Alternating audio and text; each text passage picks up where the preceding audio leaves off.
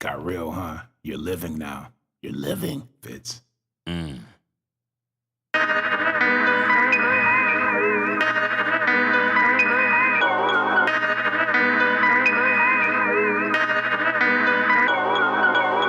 Two friends, two minds, and one love for Arsenal Football Club.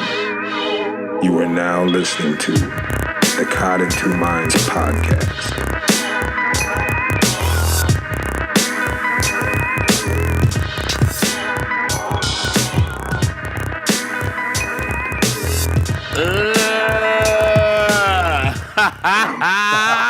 What's up, my homie? What's going on, Fitty? Oh, man. I mean, it was a nice surprise to come home. You know, had the game DVR'd while I was at work, and You got the whole game this time. got the whole game this time. Thank Nice. goodness there was no, terrorist actions going on. And although, I'm just adding the hour now. Just add an hour to the DVR anyway. Just do it. Just to make sure. You never know. You Yeah. never know. But I was impressed with the performance once again. What'd you think? I thought it was, first of all, midweek games, especially on Mondays, they kind of throw me off. But, coming home, catching the game, it was kind of dull at times in the first half. But I thought overall Arsenal controlled the game and were very professional.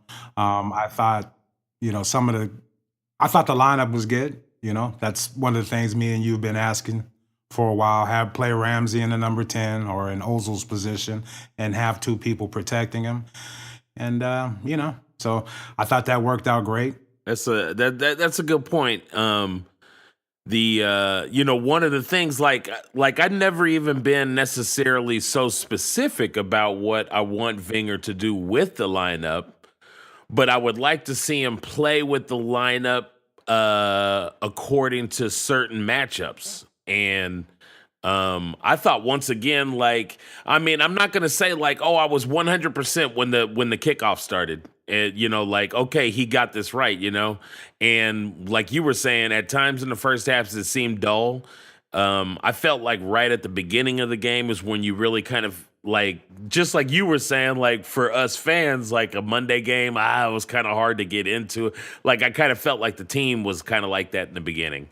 Yeah, that was the atmosphere in the Emirates because I saw a lot of empty seats and it just was kind of, it was just a Monday night game. You know what I mean? Yeah. Against a Tony Pulis West Brom side that just man, I feel sorry for West Brom fans. That they didn't offer anything going forward. So it was just a real easy game for us. They tried to be physical, but very physical. It might be something that we visit later in this, but how many times can a team knock another team down to the ground before more yellows start showing up? Yeah, I thought the It ref was so often. Man. Yeah, he was he was ridiculous. The reason why you want to at least just talk to somebody early on, especially a Tony Pulis ran squad, is just so it doesn't get out of hand. You know what I mean? When he kept letting those little fouls get away with it, a Tony Pulis squad is just going to be cool, so we can foul harder and shit. You know what I mean? Yeah. You got to kind of lay the law down early against savages. Yeah, there's a difference between my guy is bigger than your guy, so of course he's going to win the physical matchup. And there's a difference between that and I'm just going to use my big guys to run through your guys like locomotives. Right. they were just running through them. Weren't even trying to get the ball sometimes, just trying to kick people. Yeah, just, typical. What's his name was cracking me up? The Krejčović or whatever his name was. Krakowiak. Yeah. Krakowiak, that dude. He was just stepping on people's feet. He did it 3 times, just stepped on somebody's feet, Yeah. I noticed with him, He played for Sevilla when they were winning all those Europa Cups. Okay. But for what I noticed with him was the premiership is way too fast for him. You know what? You know how they say there's an adjustment period. Yeah, he looked like Xhaka last year. You know, just late on tackles, couldn't time him right. He was just off. So, yeah, I noticed him a lot. I thought we handled the physicality, you know, much better than we normally do. We didn't let it really take us out of what we were trying to do, and I thought we actually. There was one foul in the first half where I think Monreal had not Monreal, but Mustafi had bombed forward on some crazy run, and they stole it from us. But Xhaka made a foul, got a yellow card. It was just a blatant foul, but it was a smart thing to do. So, like, I'm starting to notice that more and more. That was one of the things me and you have always talked about. You got to have people like Gilberto Silva and Patrick Vieira who know how to professionally foul, take those yellows, take the heat off the team. You know, I kind of see that coming along for us. I don't know. Yeah. I agree, and I try not to just give credit to the same guy all the time, but there's a bit of a new attitude on the team, and you know who, you know, Bosnian. He's a Bosnian. Blockhead. And Come he's on, crazy. Yeah. And he's strong, and he just like you were saying, like taking professional fouls, like Xhaka got a yellow on it. Like, he is strong enough and fast enough that he understands, like, he doesn't even have to take yellows to just take a professional foul and stop this play now. Stop it right now. Because his back and his lats are hella big. You know what I mean? Our favorite blockhead, Kolasinac, he's just a wonderful player. I love watching him play. I love watching him link up with some guys down that side and playing the 1-2 game. Yes. He's really aware of the pitch when he does make those runs, and he picks people out. Like, he's good, man. He's a good damn player. I love him. Yeah, just a classic Wenger purchase. Didn't even purchase him. Got him for free. But yeah, he's sick. But the one thing I'll kind of, you know, throw out there, or what I'd hope to see is Arsenal start the attack on that left-hand side with him and Alexis, more so than we did with Bellerin and kind of Ramsey over there. I thought Bellerin was pushing forward a little more than Kolasinac, and I want it to be the opposite, basically. I agree. Although Bellerin didn't play bad, you know, his final ball is still kind of shaky. But, you know, his link-up play down that line and the fact that he has the pace to get back is good. But I just want Blockhead doing that more with Alexis. You know what I mean? And you can even maybe throw Monreal. You know, don't even get me started on Monreal. Don't even get me started on it. Just Alabama won, and he's fired up, dude. It's such a trip because like I don't want to be all goo-goo about my team. But I'm so proud of so many guys on the pitch. And I feel like I'm getting sucked in by Wenger once again. Yeah, you are. But I am. I'm gonna call this you know, the confessions. Like, these are my confessions. Oh, shit. I've now gotten over the hump, and I really, let me make sure I say this right. I really like Ramsey a lot, because I just can't understate how often he makes intelligent runs that are into effective places to make things happen. And that's something that Arsenal lacks at times when they kind of start dragging a little, you know? Yeah. Definitely. He's the perfect guy to play in a game like that. Everything we said about a midweek Monday game, or not midweek, but a Monday game, you know, is the reason why you want Aaron Ramsey running around all over the pitch, making better runs than our strikers and attacking players into the box. I was telling my brother during the game that, like, I wish that Ozil could defend a little more, where he could, like, Ozil needs to be playing behind Ramsey and giving Ramsey passes to score goals. You know what I mean? Like, Yeah. that's what needs to happen, because if you watch Ramsey throughout the game, his runs are brilliant.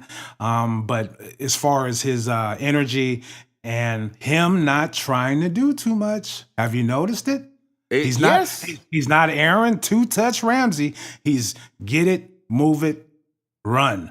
You know what I mean? He's passing the ball quicker, making his runs. He's not taking 3 extra touches and almost getting the ball taken away and a back heel. He's not doing any of that. So hats off to him.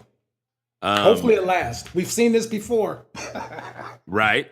Very true. Very true. I just want him to keep it going. I'm going to say that, another thing that's great about his runs and how it's linking up with other players now is that, for the last couple of weeks, we had mentioned this about, is Alexis really part of the flow? Can he keep the flow going? And, and I did give him his backing, and I said, I know he can get into this, and he really fit in today. Everything was really beautiful the way, so when Ramsey makes these runs, what's helping him kind of keep it simple is that Lacazette and Alexis are wonderful, world-class players with their touch, and he knows that he can lay balls off to these guys for shots, and it makes his decision-making a lot simpler. You know what I mean? Like, he doesn't have to try to think like, okay, what kind of Michael Jordan incredible thing am I going to try to do this time? Like, he could just say, fuck, I got Lacazette right here, and he just slid right into space. Definitely. And to add on to that, the fact that if you watch Arsenal play and you watch our strikers and our attacking people, they're not really where they're supposed to be when they need to be there. And I think that just lends itself perfectly for somebody like Ramsey, who's going to be the opposite of that. He's going to be there when he's supposed to be. So when Alexis is out wide left, or if Lacazette gets the ball wide right, that middle area is going to be, that area for Ramsey to run through and make those runs is going to be there for him. So, so true.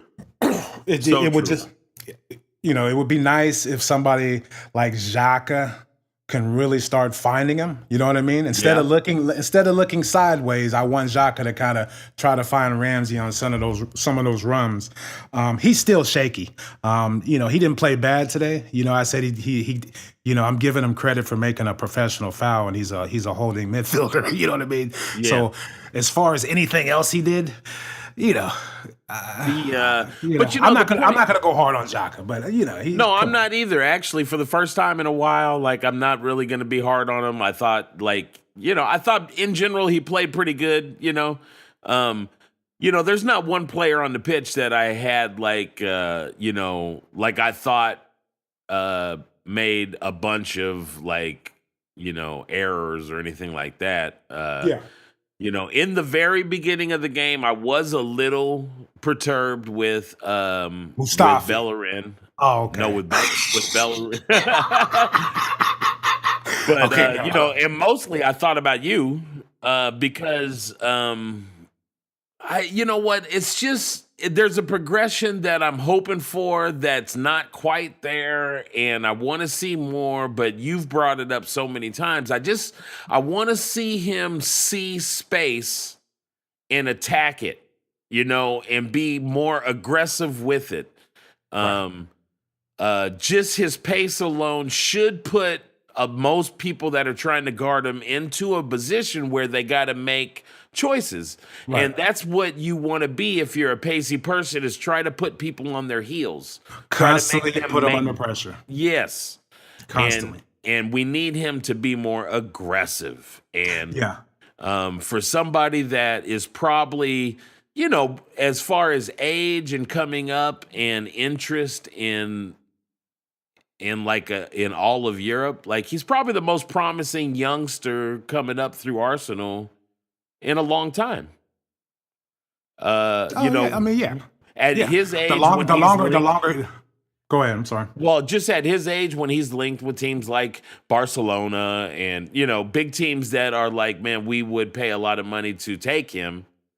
We don't have a lot of players that fit that bill in a long time. No, yeah, he's got all the ability in the world. He's just scared. That was one of that was one of my highlight features of today's game. Who the controversy of who was more docile and non-aggressive between Gibbsy and Bellerin was on full display today. And I'm just really happy for Gibbs. He wasn't a battle. He was taking corners. He was out there. He was playing. He was taking corners. I was like, oh my God, look at this! But all the while, I had a little all the surprise while for you. being scared shitless. Right. Hey, I had a little surprise for you. I didn't tell you this before we got going and stuff but there was like a little recording and stuff of the first half.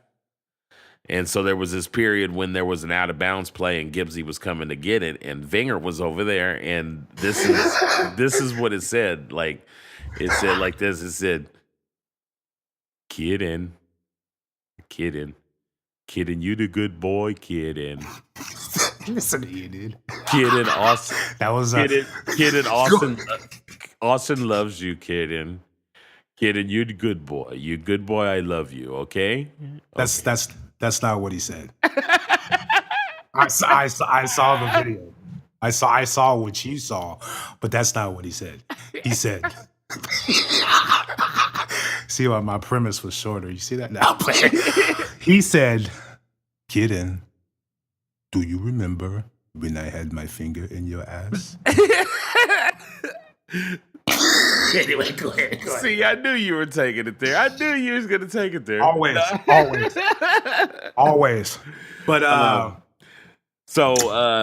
stop. So the other thing I wanted to note that I want to make sure I do, Wenger takes a bad enough bashing, so I want to give him credit for, we wanted to see more signings, but I want to give him credit for the 2 signings he made that I'm very pleased with. I like Lacazette a lot, and I like Kolasinac even more than that.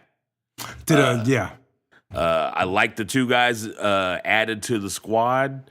This was a squad today that was pretty strong, and we didn't even have Ozil on the pitch. I feel more and more comfortable that we're going to at least challenge for top 4. And I know that that's like, a classic. Oh, that's all you guys ever challenge for. But let's be honest, when the season started, most people said, there ain't no way they're even going to make top 4. And I think we could challenge for that at least.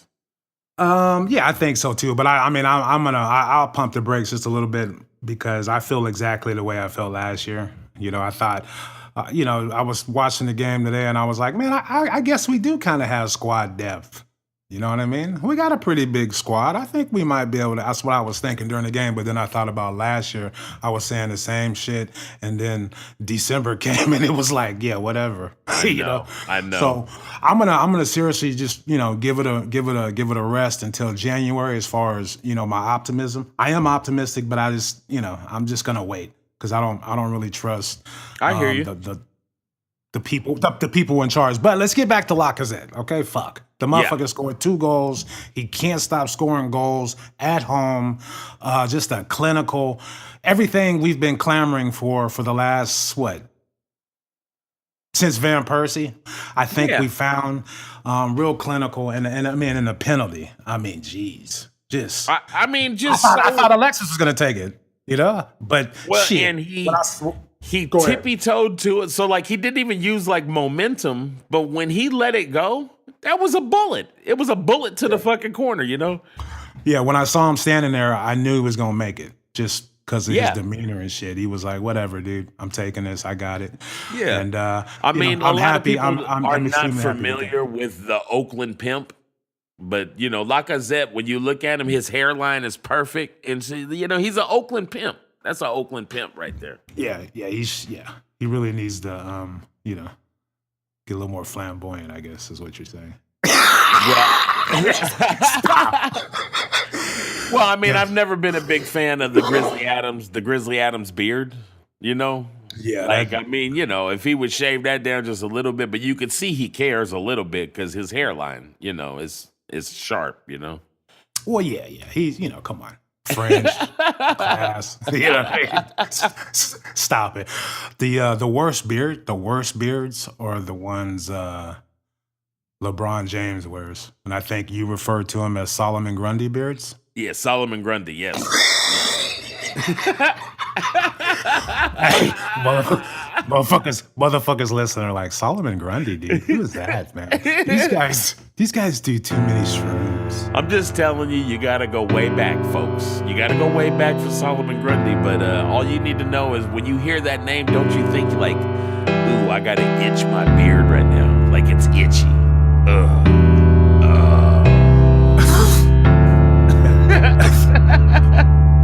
Peace out. Thank you guys for tuning in to Caught in Two Minds. Please head on over to iTunes and subscribe, rate, and review the show. All feedback is much appreciated. If you would like to contact the show, drop us an email at citmpodcast@gmail.com. And be sure to follow us on Twitter at CITMPodcast, at Gooner Rush, and at eMarshall. That's EMARSHO. The music in this podcast has been provided by Statics. If you like what you hear, be sure to check them out at staticsentertainment.com and follow them on Twitter and Instagram at Statics Music. That's STATX Music. Peace.